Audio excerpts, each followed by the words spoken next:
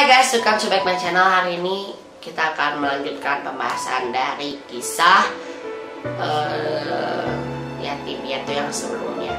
Nah, Darren mau lanjutin lagi ya. Setelah Darren kesana tuh ya, ternyata kakaknya lagi ngejar paket apa ya? Paket C. Lagi ngejar paket C kakaknya. Wah, ternyata dia pengen lulusin dulu sekolah ya. Dia pengen lulus sekolah dulu, lalu mungkin dia akan cari kerjaan. Dan waktu itu dia lagi nyari-nyari apa ya, tas, buku segala macam ya. Jadi dia lagi nyari tas, buku segala macam. Nah, bertepatan dengan kita datang, akhirnya kita juga berpikir dan ya sesuai dengan video sebelumnya yang part 2 dari cerita Pak Krisman ya. Benar ya Pak Krisman. Nah, itu aku udah kasih tahu bahwa teman-teman itu harus belajar untuk, mari kita belajar untuk berbagi gitu. Bukan teman-teman aja, tapi aku juga terus belajar untuk berbagi lebih lagi. Nah, jadi akhirnya waktu itu aku beliin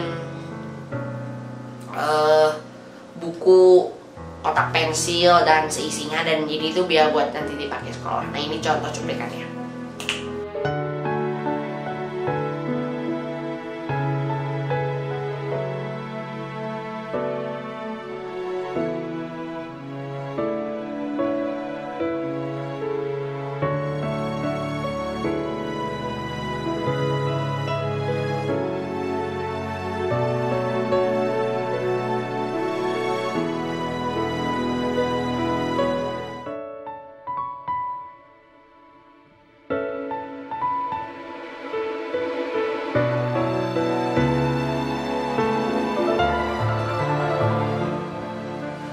Nah, itu dia teman-teman videonya. Nah, benar-benar kan, benar-benar kayak itu sampai seneng banget mereka, dan mereka itu kayak si adik-adiknya itu kayak rebutan pensil gitu, dan itu lucu banget sih kalau menurut aku. Dan ya menurut aku itu paling berkesan sih dalam proses waktu itu kita menggarap juga waktu dulu itu dengan peduli gitu.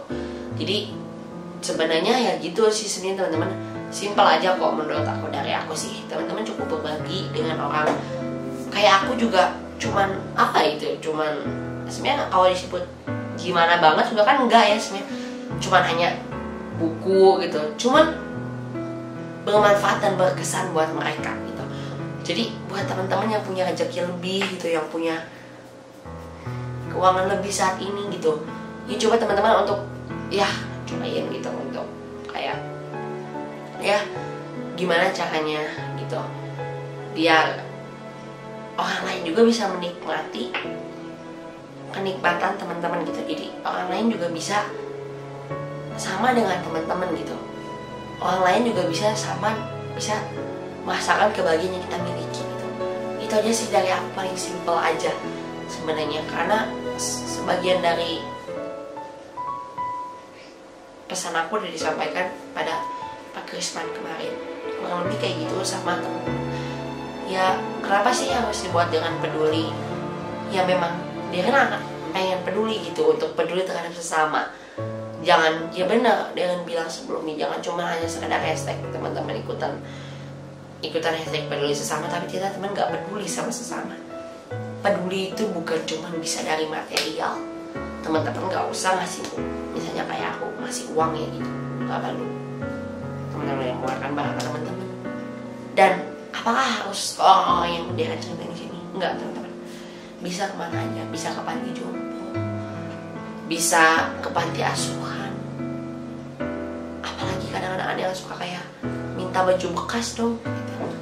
Apa susahnya teman-teman? Itu nggak menggunakan uang. Dia mintanya juga bekas, berarti yang udah gak kepake.